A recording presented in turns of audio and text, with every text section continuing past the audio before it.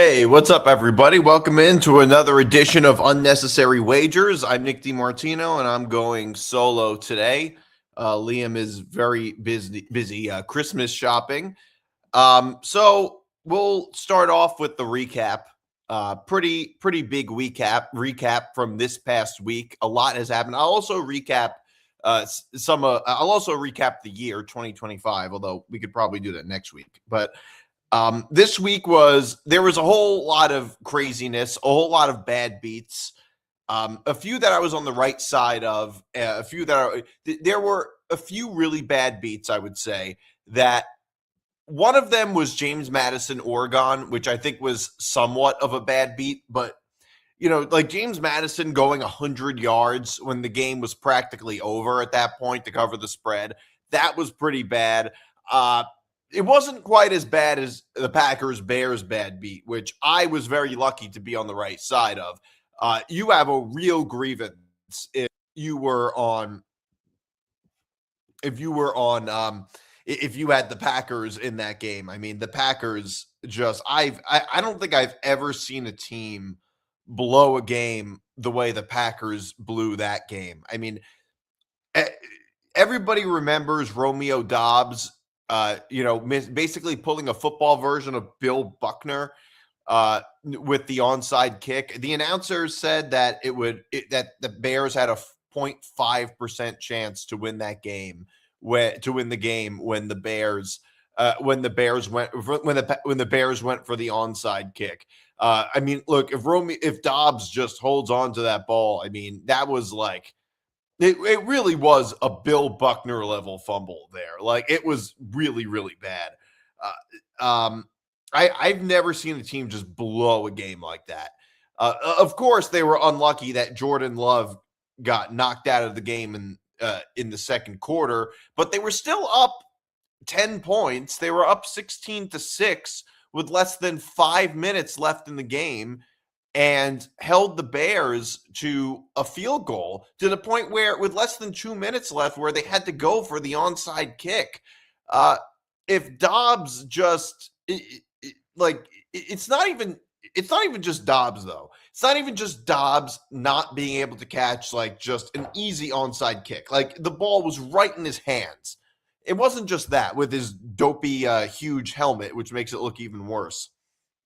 But it wasn't just that. It was also, how about the face mask midfield on Caleb Williams earlier on that drive? That would have been fourth down. After they tackled Caleb Williams, that would have been fourth down, and the Bears are forced to punt. But because of the face mask, the Bears then get a first down. Look, it was a great effort by the Bears. I got to give them credit. But this seems to be a really common theme with the Bears, just figuring out a way to win in close, tough games. Like, the Bears, the weird thing about the Bears is that they haven't looked good in any real consistent way. They didn't look good in the first half of the season, even though they were winning a bunch of games, because they were just beating a bunch of really lousy teams that, in games that were very, very close, that could have gone either way. And now they're winning games against good teams, but they're not even really playing well for the entirety of these games. But Caleb Williams is making throws when they need him to make throws. I mean, the touchdown that Caleb Williams threw to send the game to overtime was just unbelievable. The Packers, they stacked the box, they blitzed, and it was a mistake on the Packers, honestly. I mean, they put all their defense up front, and they weren't covering. They weren't covering the receivers. And if you're going to blitz, well, you better be quicker than that. You better give the quarterback no time to throw, which they didn't do. And as a result, a wide receiver who hardly even plays was just wide open in the end zone. And there was just so much stupidity from the Packers in that game. So much just pure, sheer stupidity. And they totally blew that game, gave it away. I've never seen a team try to give away a game like that. It was just absolutely pathetic. They're probably going to end up going to the playoffs anyway. It looks like Jordan Love will probably be okay to play against the Ravens. They are 2.5-point favorites at home. The fact that the Packers are 2.5-point favorites at home against the Ravens means Jordan Love will probably play, but he might not. Because I think that if Jordan Love was certainly playing, I think the spread would probably be a little bit bigger, because the Packers being 2.5-point favorites at home is Vegas telling you those teams are equal. Those teams probably aren't equal if Jordan Love is playing. With Jordan Love, they're probably a better team than the Ravens right now. And yeah, that's another team that is in quite a bit of trouble. The AFC this year is very, very weird. It's the weirdest year we've ever seen in the AFC. It's a year in the AFC where the Chiefs get knocked out earlier than earlier than I've ever seen the Chiefs get knocked out. And, there's talks about the dynasty being over, whatever. Like, I don't really care about that. But, none of the teams that we really expected to come out in the AFC, it seems like none of them are, or at least all the teams that were most likely to win the division going into the season, other than the Bills, all of them are out. And the Bills aren't even the Bills aren't even winning the division. It's a super, super strange year in the NFL, but especially in the AFC. I mean, you look at the AFC South. I mean, the Colts started off looking like one of probably the 5 best teams in the NFL. And some of it is bad luck, obviously. Daniel Jones getting hurt and bringing Phillip Rivers back at 44 years old. As Johnny says, it's something straight out of Hollywood. And it really looks like it, too. Something just straight out of Hollywood. Now the Jaguars look like they're back. The Jaguars sneaky having a phenomenal year. Who would have ever thought that look, there's a few teams this year in the NFL that are not surprising. Like, I think there's a few like the Rams, for instance. The Rams and the Seahawks. I don't think the Seahawks under Darnold this year almost identical to what the Vikings looked like last year. That's not surprising. Denver is a little surprised. Denver and the Patriots are not terribly surprising, but a little bit surprising. Like, I certainly didn't think Denver would be this good. But that was an unpopular opinion. Like, that wasn't what most people expected. The Rams being 11-4, that's not surprising either. By the way, that is another bad beat that I had.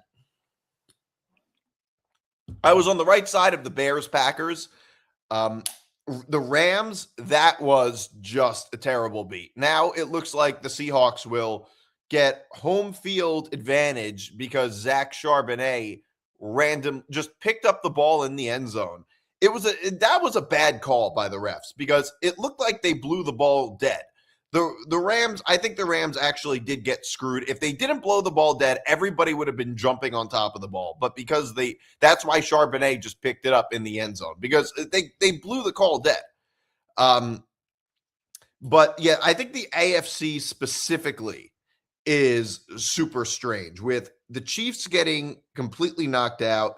The Bengals, the Chiefs eliminated. Well, the Bengals eliminated, which, I mean, it's not that weird with the Bengals because Joe Burrow got hurt. Joe Burrow getting hurt is not super weird because that happens all the time. Same with Lamar Jackson. They both get hurt quite a lot.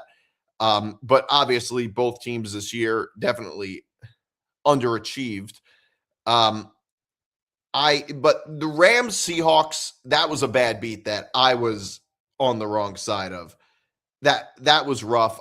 The Rams looked like, I just thought it looked like the Rams were trying to give that game away with the way that they were playing. The NFC too, a little weird. I mean, the Lions Steelers we saw as we saw last night, the strangest ending I've ever seen.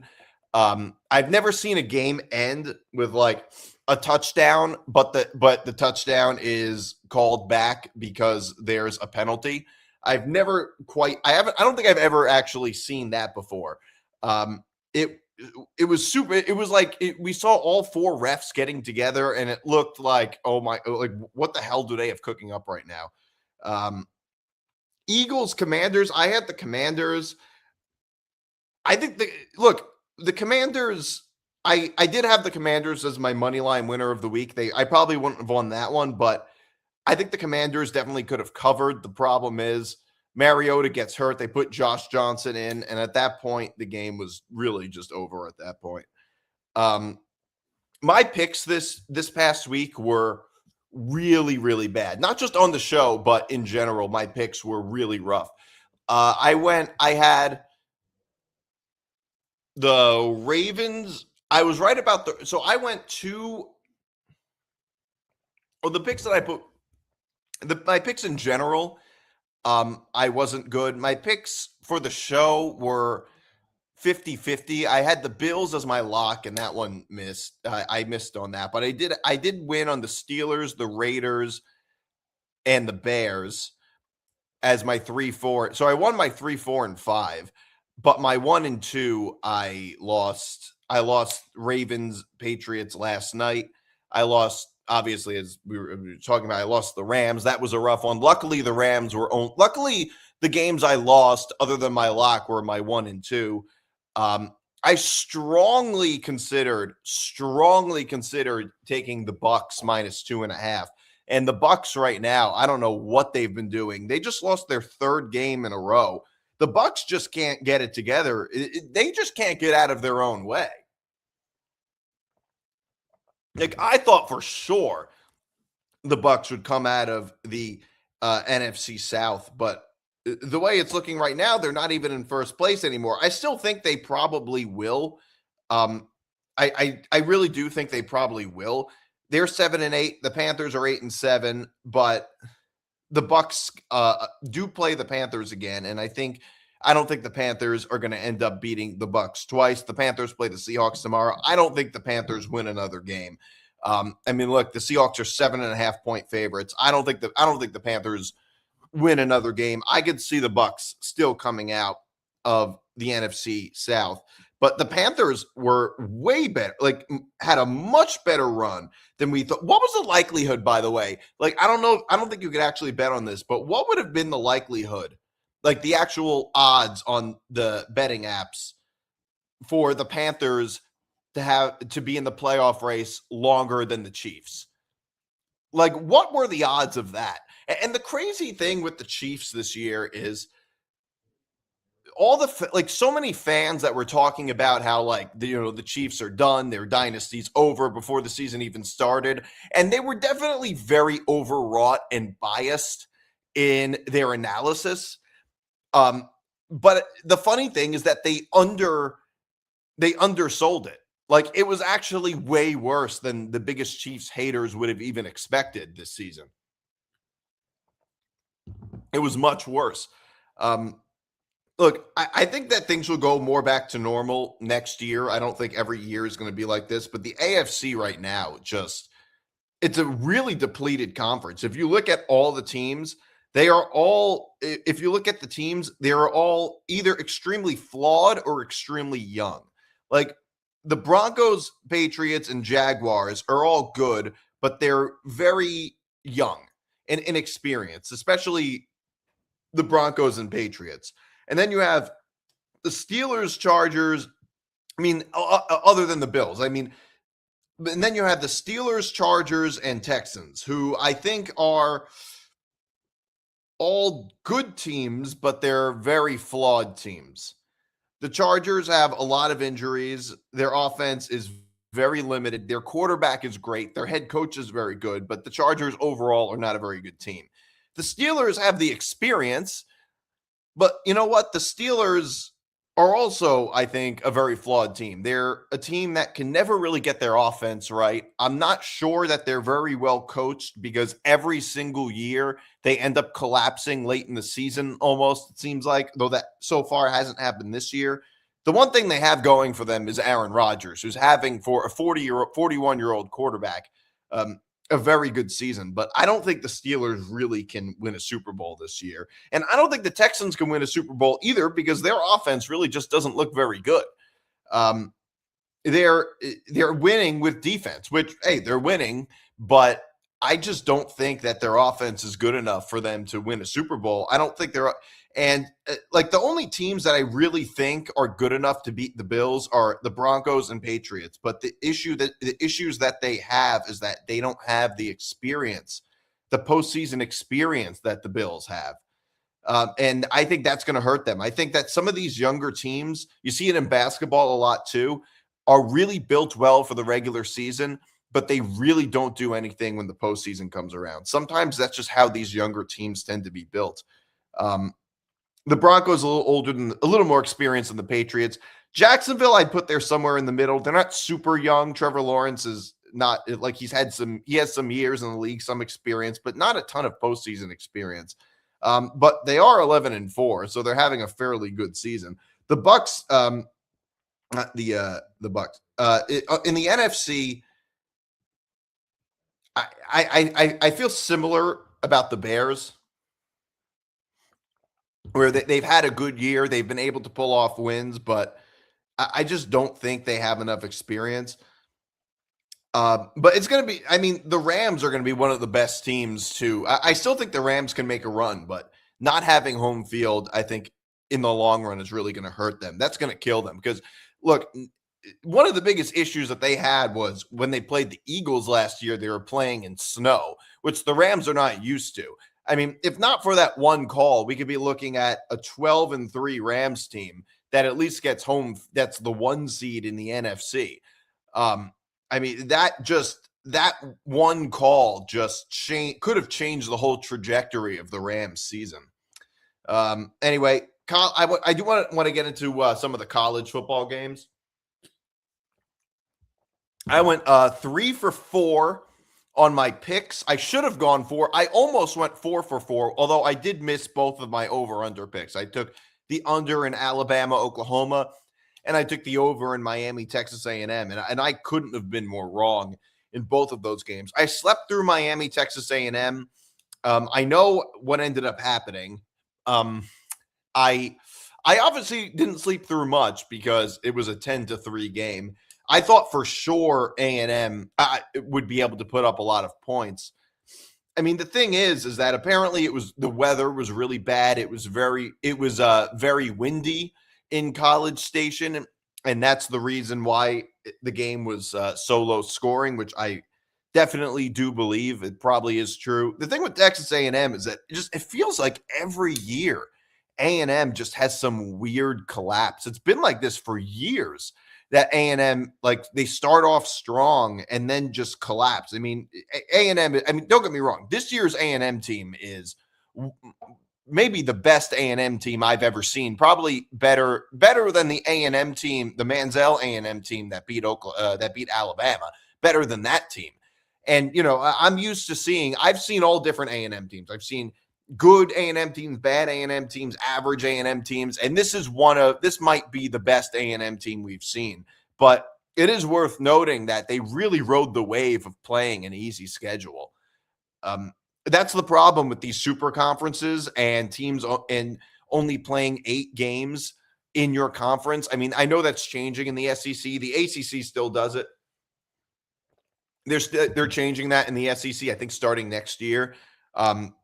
But you can't have a 14 team conference like the SEC, a 16 team conference like the SEC, and only 8 conference games. And for A&M, it was almost as easy of a schedule as they could have possibly had. I mean, all the teams that they played in conference were the bottom 7 teams and Texas, which was a top 6, I would say the 6th best team, but like the only way their schedule could have been easier would have been if they played Tennessee instead of Texas. Like that's the only way their schedule could have been easier. And Miami, I think maybe was too much for them. Like, look, A&M lost their final 2 games, and I think it was a similar thing with Texas. That Texas was just a level of competition. Going to Texas and playing them was just a level above anybody else they've ever played. But, you know, credit to Miami. And And Alabama, Oklahoma was a phenomenal game. Obviously, at the start, we all thought Alabama was dead in the water. How many times did we see all these insufferable tweets about how this proves that Alabama shouldn't have been put in the playoff? Like, first of all, if you're going to tweet and play that game, wait until the game ends. Don't do that in the first quarter. Okay? Like I swear to God, some people are such idiots. Some people make it sound like you would think that they've never watched a college football game before. Like you've never seen the team get off slow and make a comeback and get it together later in the game. Like you've never seen that before. Like, are you not old enough to watch Texas A&M come back from 30 points at halftime against South Carolina? Like, it's not even really that unprecedented of a comeback. So if you're going to go that route, don't count your chickens before they hatch. It's just ridiculous. But overall, that was a great game. I think that the turning point of, and I won that game. I had Alabama plus the 1.5. The game, the line actually went up to 2.5. And it's interesting, this game, because momentum totally flipped, but in a weird way. In a weird way, Alabama won this game in the same way Oklahoma won the game against Alabama the first time they played. I mean, Oklahoma beat Alabama because largely it had to do with special teams flubs. I mean, Ryan Williams muffed that punt in the third quarter. Alabama missed the field goal at the end of the first half. There were just a whole lot of points that Alabama either left on the table or essentially just gave to Oklahoma in that game. And it was kind of a similar thing here. I mean, the turning point was when they went for it on fourth down. And I was saying at the time that they should have kicked the field goal. I think I was really, really wrong. I think that may have saved the game for them. I mean, that was all the momentum right there. And Alabama, from that point forward, there was just no stopping them. And then, of course, after, Oklahoma punts on the next drive, what was their punter? Like, what was that? Their punter just drops the ball. I don't know. I've never seen that type of thing happen. Like, that was just crazy. And look, I think that both these teams are very flawed. Oklahoma, their offensive system, I don't think is very good. The issue with Oklahoma, and we saw this when they played Texas, we saw this when they played LSU, and for some of this game against Alabama, they can be a very good team, but their floor seems to be very low.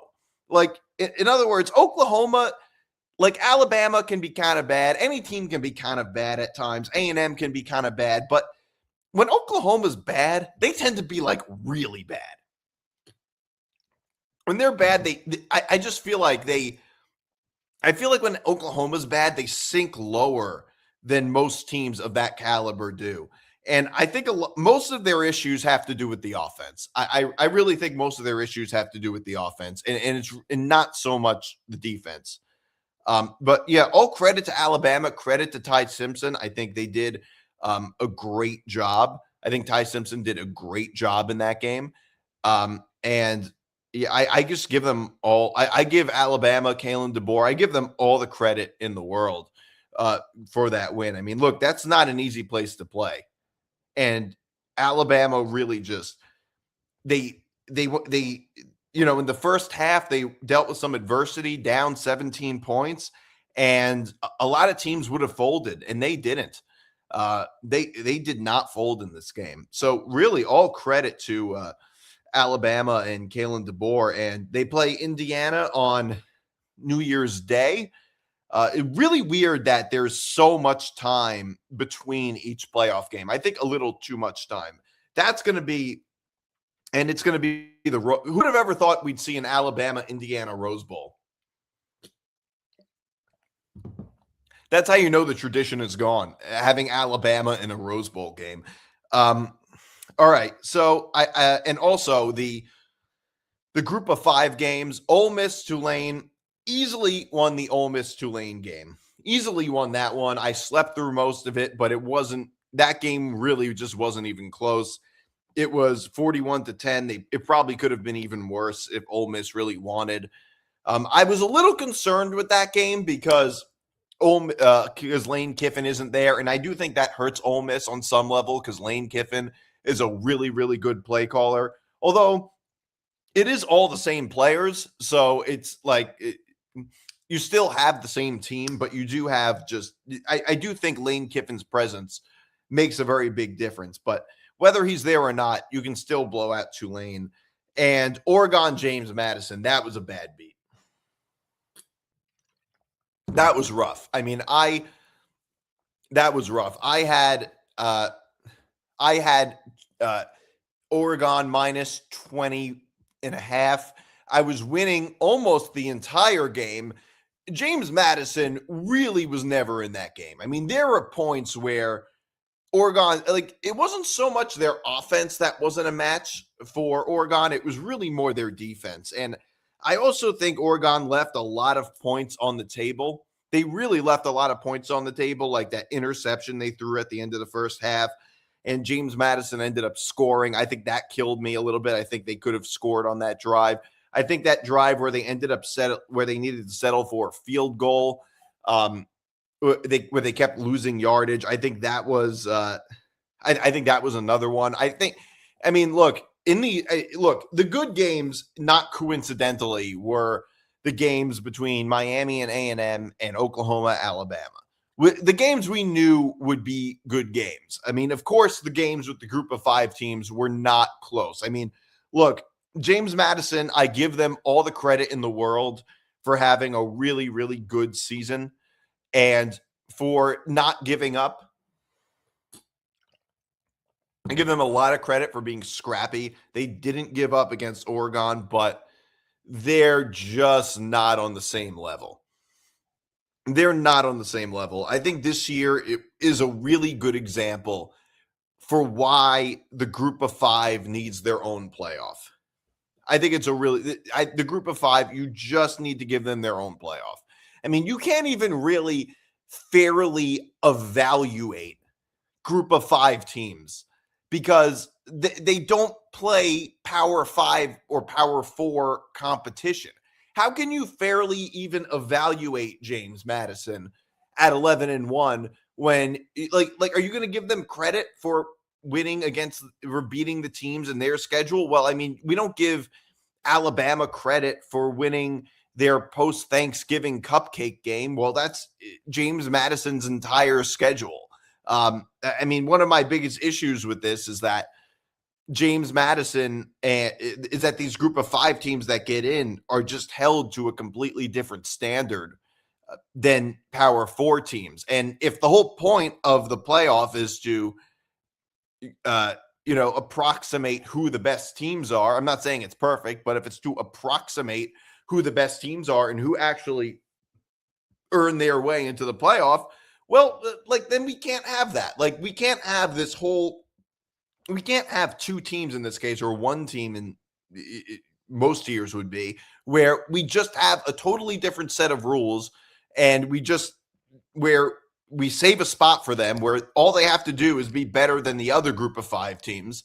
Like we can't have this system anymore. It's completely ridiculous. Nobody actually thinks that this is what the system should be. I mean, look, we look at James Madison. We all saw James Madison and Tulane get completely overmatched in their playoff games while Vanderbilt, BYU, Notre Dame, and Texas, and USC, and Utah, none of those teams were given a chance.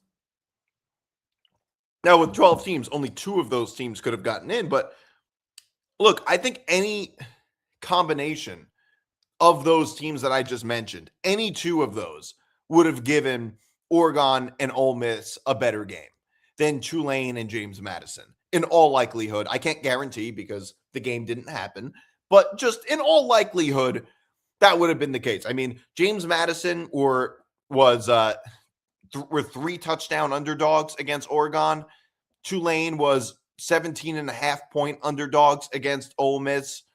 None of those teams would have been underdogs by that many points. None of them.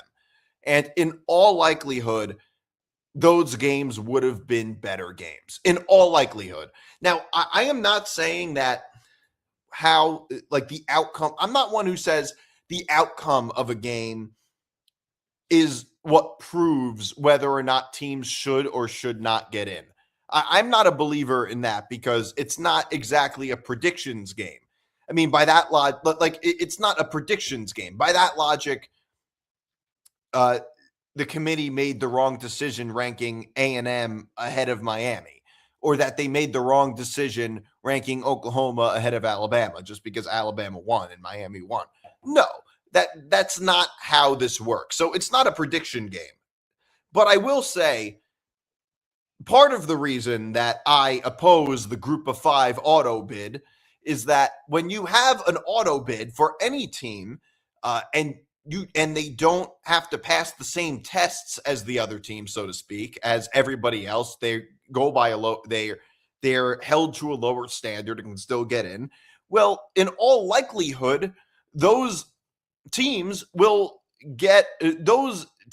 get in will be less competitive on average. Those teams will be less competitive when they get to the playoffs. It's not to say that a team that's earned their way can't get blown out like Tennessee did last year against Ohio State. It can happen, but just on balance, teams that don't earn their way in are definitely less likely to be competitive. I mean, that's fairly obvious to me. And that's what you get with the group of 5 teams. And before people say, like, well, look, a lot of Power 4 teams get blown out too. It's like, yeah, I think there's been a total of 52 college football playoff games since the start of the playoff. So that means there's been 48 games between group of 5 teams. Some of them were good. Some of them were bad. We've had 4 so far with group of 5 teams. Were those group of 5 teams ever even in those games? I mean, it's been a minimum 17-point differential. That was the best case scenario, was the 17-point differential. Were any of those games close? Were any of them good? No, none of them were. I mean, I understand it's a small sample size, but I do think it's pretty telling that of all 4 of them, none of them were good games.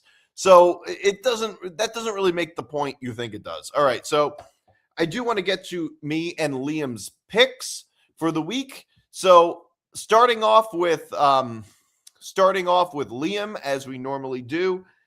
By the way, it's a slightly different format that we're doing. Similar to the one we did a few weeks ago, there are not a lot of bowl games on this weekend, and the college football playoffs are not until next week. So we're doing 5 NFL picks. 5 NFL picks, 1 NFL lock, 1 money line winner, and 3 non-NFL picks. So here's how we're all right, so here's Liam's 1 unit NFL play. He is going with the Bills minus 2 hold on a second. 1 unit NFL.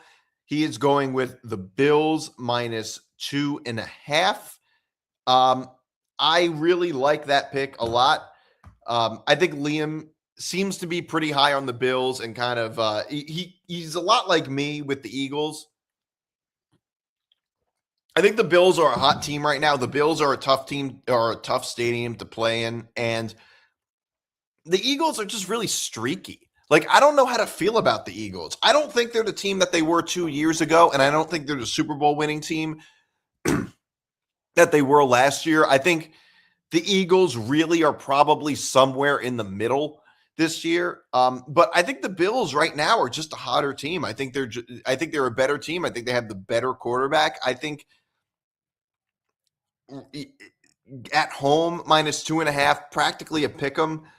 Yeah, I think I like that pick. All right, my 1 unit NFL. My 1 unit NFL pick is I am going with. Let me pull it up. I don't even have my picks. All right, Um, I am going with the Browns plus 4.5 against the Steelers. Um, Look, the Browns are not a good team at all. The Steelers are a fairly good team, but in these division rival games, the Browns tend to play teams like the Steelers pretty tough, especially in their own stadiums. And an underrated thing about the Browns is that even though, okay, it's 3.5, I'll take it. It's down to 3.5.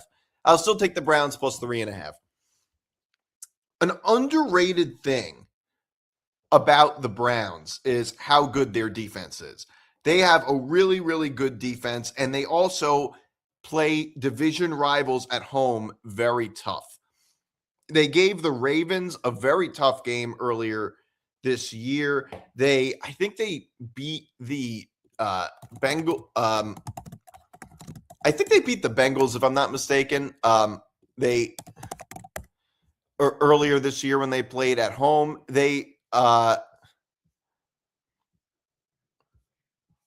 Yeah, they did. No, I'm sorry. They lost, but they almost beat the Bengals. So they played them very tough. The Browns just tend to play these games very, very tough. And I think that the Browns defense is going to give the Steelers offense a lot of fits. I think it's going to be a low scoring game. I could see the Steelers winning like 20-17. I think the Steelers will figure out a way to win, or the Browns will figure out a way to lose. One of those two things will happen. The biggest problem with the Browns really is their offense. Their quarterback situation isn't very good, but I think they're going to give the Steelers some trouble in this game. All right, 2-unit NFL. Liam is taking the Packers minus 2.5. And Liam is, I'm sure he's assuming that Jordan Love is playing. And assuming Jordan Love is playing, I think I like that pick. The Packers coming off just a devastating loss, and they still they're not in it for sure. It's not like the Packers are in the playoffs and they have nothing to play for. They didn't clinch anything. They can still drop out, and the Lions can still sneak in. And the Packers, I like that pick a lot. Just I know how Liam thinks, and that's probably what he would say. He would probably say, coming off a terrible loss like that. Also, the Ravens, they're just a little on and off at times. And I think I trust the Packers at home to win this game. It's only 2.5 points. And I think that if it turns out Jordan Love is playing, the line will go up. So I would suggest that if you're watching this and you think you like the Packers, maybe take the Packers now. Don't wait for the line to go up, because I think that the line, I have a feeling the line will get bigger at some point. All right, my 2-unit NFL pick is I am taking the Broncos minus 12.5 against the Chiefs. It looks like the Chiefs are still going to have their third string quarterback playing. Look,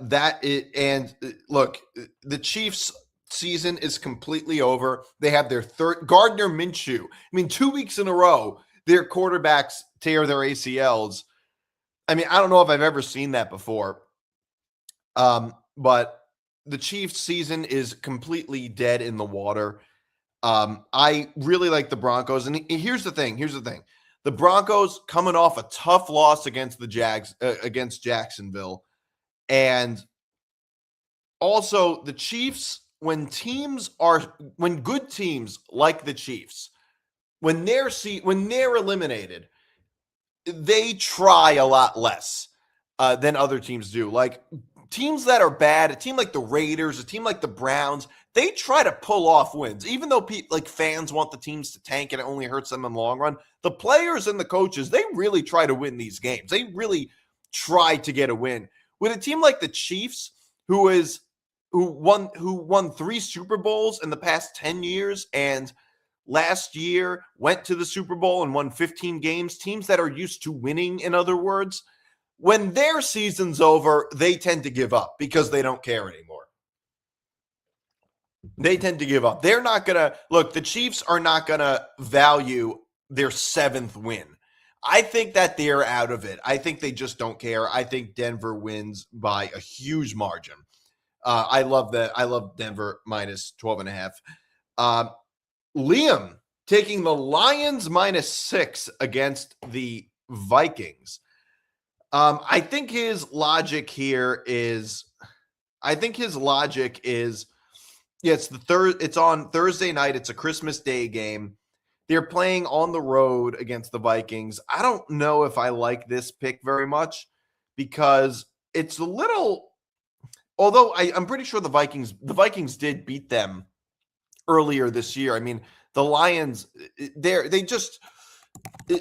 the funny thing is, I thought everybody was like overreacting earlier this year to them losing their coordinators, and I really think for some of the season, it looked like I was right, but I actually think it was a really, it was a pretty significant loss. It was a pretty significant loss. Like, the Lions are not the same team that they were last year. I really think the Lions, they're just like, for a little bit of time they looked like it, but I really just think they're not. They're not the same team. Ever since like maybe mid-October, I think they started to really fall off. But I think I don't know if I like this pick very much. 6 points is a lot. They're playing in Minnesota, and the Lions have just not looked good against anybody. Not against anybody. It's one thing when you have a blip in the radar. But the Lions haven't had that. They've just been bad. They've been bad lately. They're playing in Minnesota in a game where I think the Lions have a lot of pressure on them. The Vikings are the type of team that tries to win these games. I would take the Lions to win outright, but I don't know about the 6 points. I mean, that does scare me a little bit. I mean, the Lions, they played well against the Cowboys. And they were able to win a shootout, and they looked okay against the Rams for a little bit, but like they just haven't been consistent at all in, post Halloween, really. Look, in these division rival games, it's just tough for me to lay 6 points. The one thing that the Lions pick has going for it, though, is the Vikings beat them earlier this year. It's tough to beat a team twice, and I would pick the Lions to win outright. I don't know if I'd lay 6 points. My 3-unit play is I am taking the Dolphins plus 5.5 against the Tampa Bay Bucks. I think the Bucks win this game outright. Largely because I think they're somewhat in desperation mode, but I don't know if the Bucks can lay 5.5 points against anybody. With the way, like, I don't trust Tampa Bay to lay 5.5 points against anybody based on how they played. The Bucks just lost 3 games. Like they just lost 3 games in a row in the easier part of their schedule. They lost to the Rams in November, starting around Thanksgiving, right after their loss to the Bills. I mean, they lost to the Rams 34-7, and that's the Rams. Okay, but that's a 27-point loss. And since then, they barely squeaked by the Cardinals at home. They lost to the Saints at home. They lost to the Falcons at home. I mean, the Falcons with Kirk Cousins, not even Michael Penix. Like, they're losing to really lousy team, and the Panthers, who are, I would suggest, not a bad team, but a below average team. I mean, from the way the Bucks have been playing, I don't know if they can go on the road and lay 5.5 points against anybody. And the Dolphins, I think they're one of those like scrappy, lousy kinds of teams. Mike McDaniel is coaching for his job. And I think the Dolphins cover the number. I think the Bucks will struggle. The Bucks can never get out of their own way, it seems like. And I really like look, they're not playing in cold weather. They're playing in Miami. So I like Miami plus the 5.5. All right. Liam is taking so our 4-unit play. Liam is taking the Panthers plus 7. I thought it was 7.5 last I checked. I can double check right now on DraftKings. I'm pretty sure. Yeah, it's 7.5. He probably has 7, and it doesn't make much of a difference. But yeah, I don't like this. I don't like this one. I don't like this one at all. I think Seattle, look, coming off extra rest. I think Seattle has been unbelievable on the road. The one thing I will say is the Panthers are a fairly good home team, but the Seahawks have been unbelievable on the road this year. I don't know. I mean, it is plus 7. It's a lot of points that you're getting, so I'll give you that. But I don't like. I really just don't think the Panthers win another game. I don't really think this game is really going to be close. I think Seattle is going to just blow them out. All right, my 4-unit play. I am taking the Bills minus 2.5 against the Eagles. Same pick that Liam had earlier. And it's probably for a lot of the same logic. The Eagles, I have a lot more trust in the Bills and how they're playing right now than I do the Eagles. I think the Eagles offense is very streaky. I don't know how to feel about Jalen Hurts at times. And sometimes it looks like they're not even really getting along on the Eagles. I right now, the Bills right now are just a hotter team. They're just, I think they're just a hotter team. I mean, I know they struggled against the Browns. I think it said a lot more about the Browns defense than it did about the Bills. I think Buffalo. I think Buffalo win. And look, I'm not saying it's going to be a blowout. It's only 2.5, but I really like Buffalo here. Hold on a second. All right, yeah, these are our 4-unit plays. Okay. Liam's 5-unit play.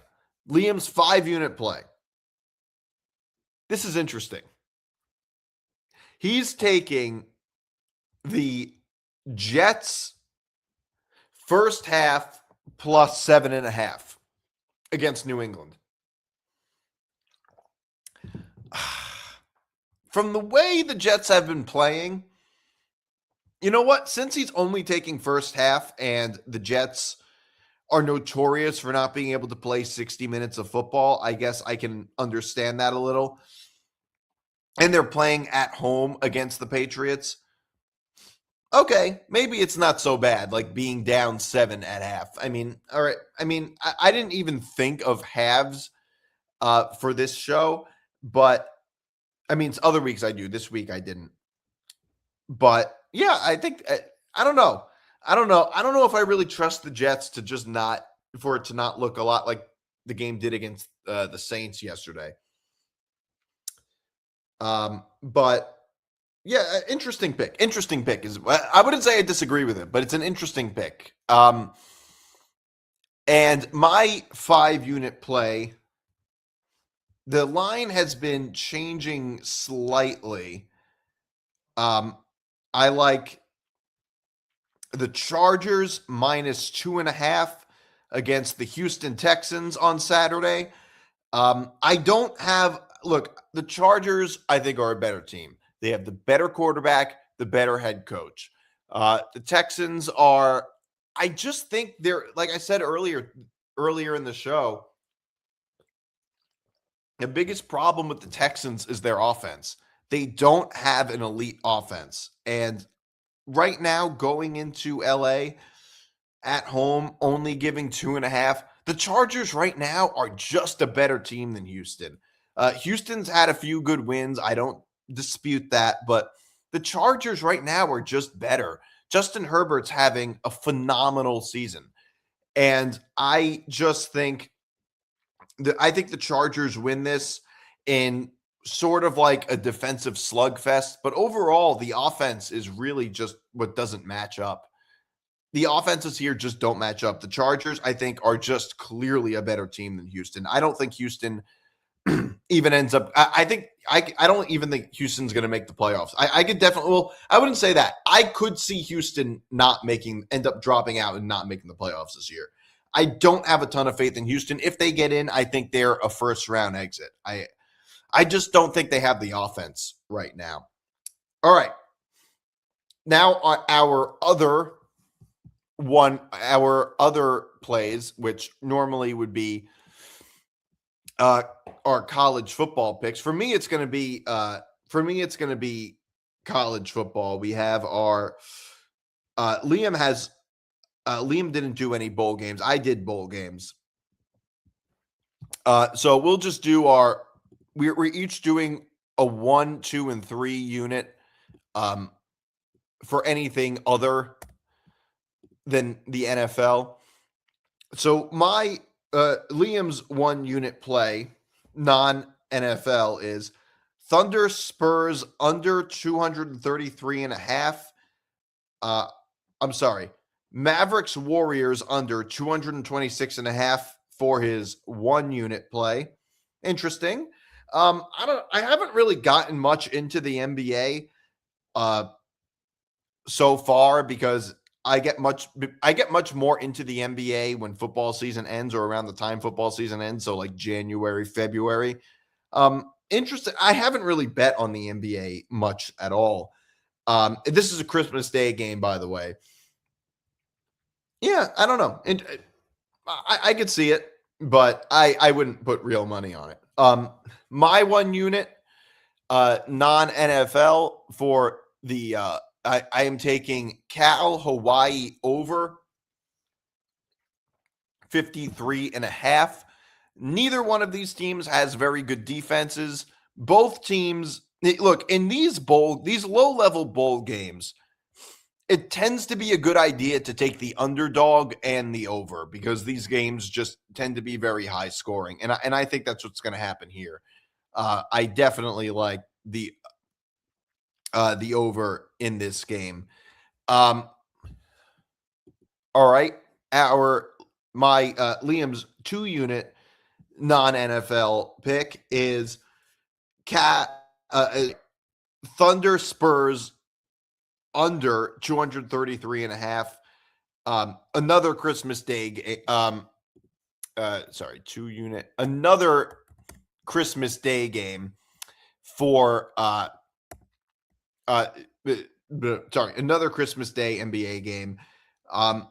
Interesting. I mean, I'm definitely going to watch the game. I haven't followed either team a ton so far this year. I'm not really that big on NBA over-unders. I don't really go crazy with them. My 2 unit non-NFL pick is I like Penn State +3 against Clemson in the Pinstripe Bowl. The biggest reason I like Penn State here is, look, both seasons went sort of similar. There were both high expectations for both teams, and both teams just completely fell off. But I like Penn State here because Clemson just has a lot more opt-outs. A lot more players are, I mean, there's quite a few opt-outs for Clemson too, but I think I like Penn State here to cover the 3 points just because, I think part of it is just that their opt-outs I think there's going to be a lot of opt-outs for Clemson, and I think that's going to hurt them in this game. Liam's 3 unit non-NFL play is he is taking the Cavs +5 on Christmas Day against the Pelicans. I think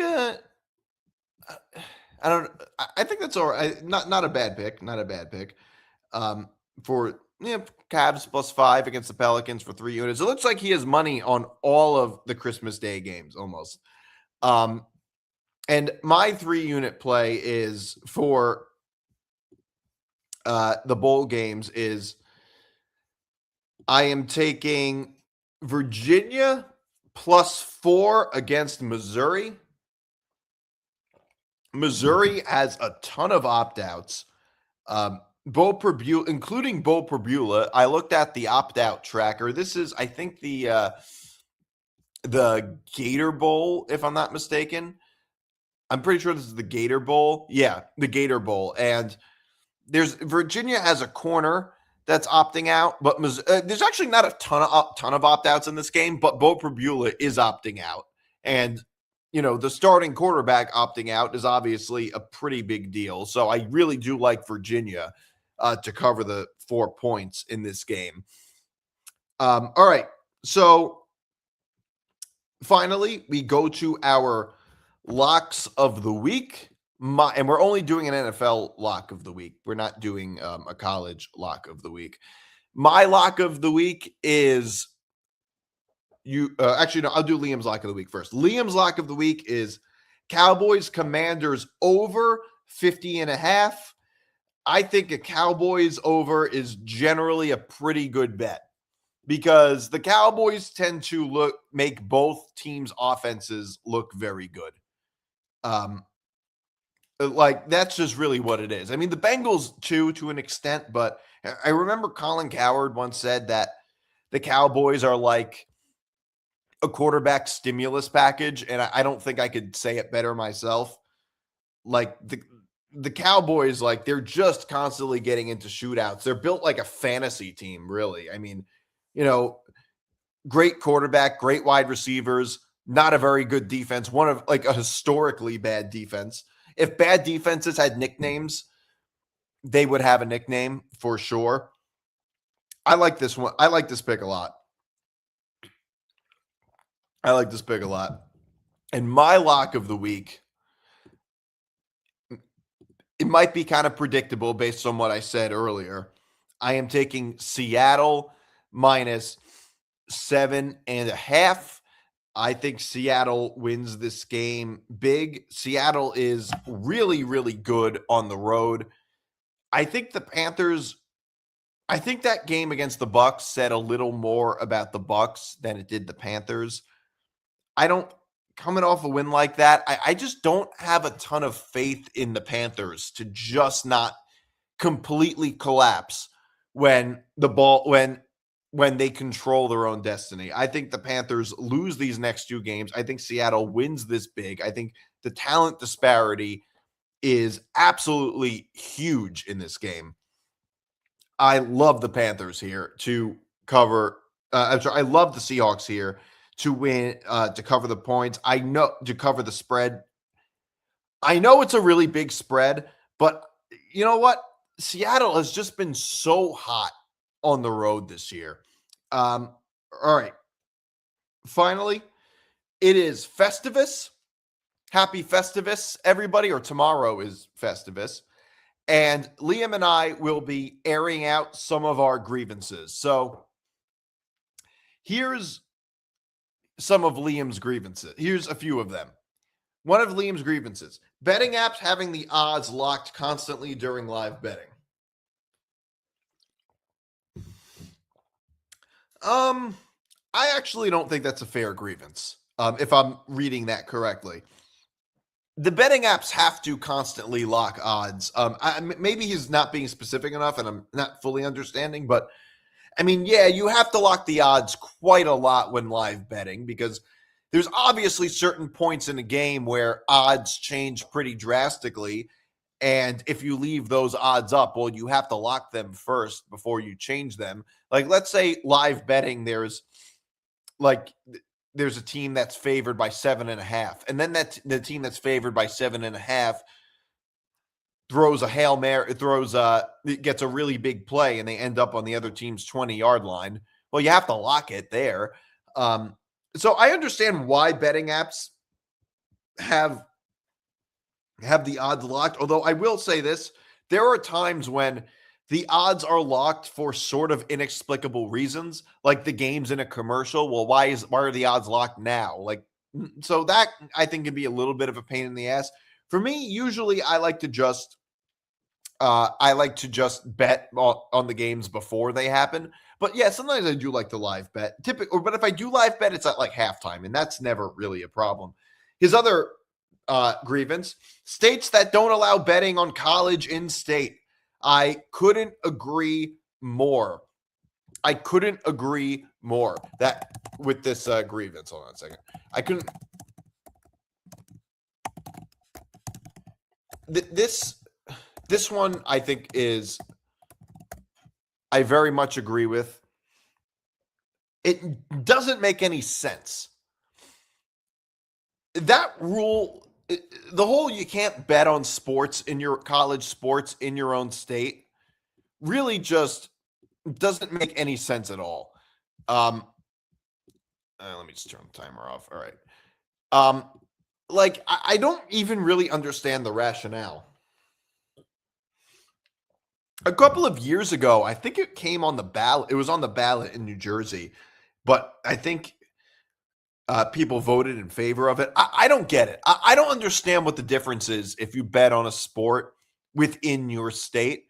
I can't, like in Liam's case, he lives in New York City. He can bet on Rutgers.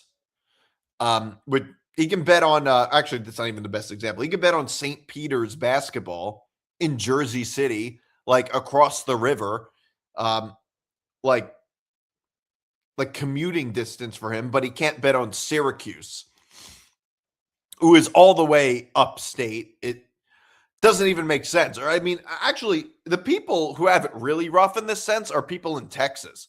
So if you're in say, I don't know, Houston, Texas, or something like that, or actually, it's not even the best example. Let's say you're in Amarillo, Texas, I think, or let's say you're in El Paso, something like that. Anywhere in the state of Texas. Texas is huge. You could be on the complete other side of Texas, and you can't bet on Texas football. I assume they have that same rule there. And you can't bet on Texas football just because it happens to be in Texas. Like, let's put it this way. Somebody on the border who lives in Texas, on the border of Oklahoma and Texas, they can't bet on Texas football or Texas A&M or Texas Tech, but they can bet on Oklahoma. In my case, I can't bet on Rutgers, but if I drive 5 minutes over the border to Rockland, I can bet on Rutgers. Or if I go to New York, I can bet on Rutgers. It really just is the stupidest rule. You can't even, I'm lucky that I cross state lines constantly, so it doesn't matter for me. I can just wait till I'm in the other state to place a bet. But that's a really stupid rule. I really agree. It doesn't even logically make any sense. I don't even understand the rationale for it. His other grievance, needing to have 10 million apps to watch every game. I got to tell you, I agree with that too. I'm fine with things changing in general. I am not allergic to change. I'm fine with there being more streaming involved in watching sports, but it really does sometimes get very inconvenient to the viewer, to the fan.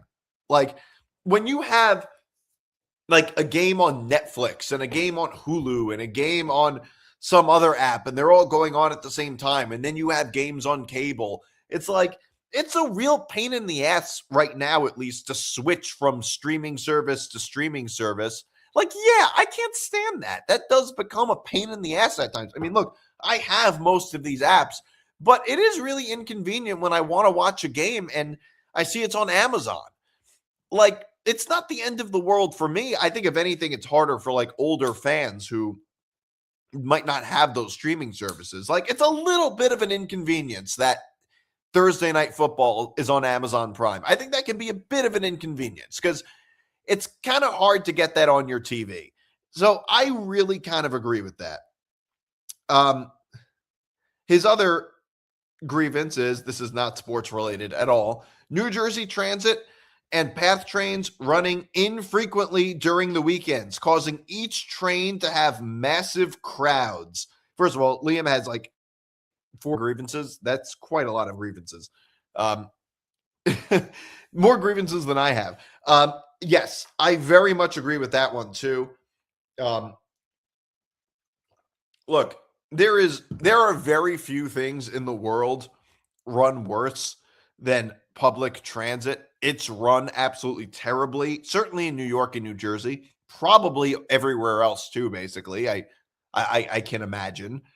Yeah, that's a huge pain in the ass. That and you would think that they'd run more frequently because there's business that, like, they could probably make good money off of it. Maybe they don't have enough workers, maybe that's the reason why. I don't know exactly the reason.